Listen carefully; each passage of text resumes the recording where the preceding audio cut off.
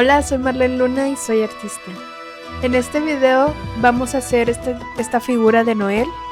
Es del anime de Black Clover y la pintamos estilo realista con unos toques estilo anime.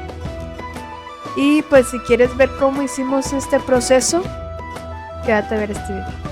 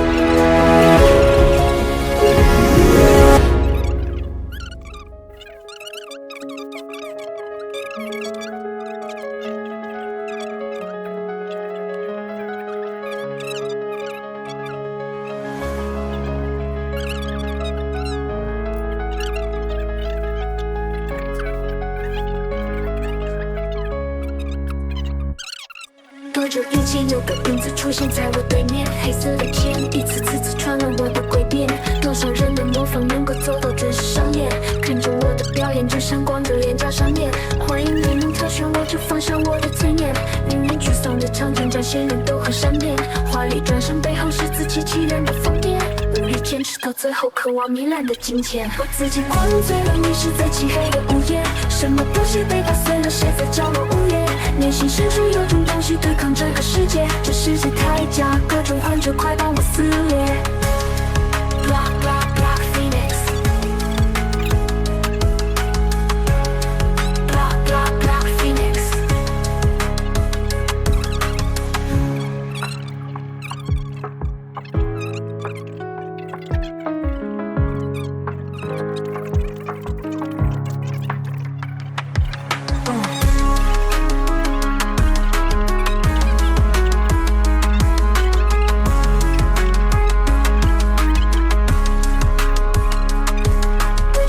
有个影子出现在我对面，黑色的剑一次次刺穿了我的诡辩。多少人的模仿能够做到真实上演，看着我的表演就闪光着脸颊上面。欢迎你们挑选我，就放下我的尊严。令人沮丧的场景展现人都很善变，华丽转身背后是自欺欺人的疯癫。无力坚持到最后，渴望糜烂的金钱。我自己灌醉了，迷失在漆黑的午夜。什么东西被打碎了？谁在角落午夜？内心深处有种东西对抗这个世界，这世界太假，各种幻觉快把我撕裂。Blah, blah, blah.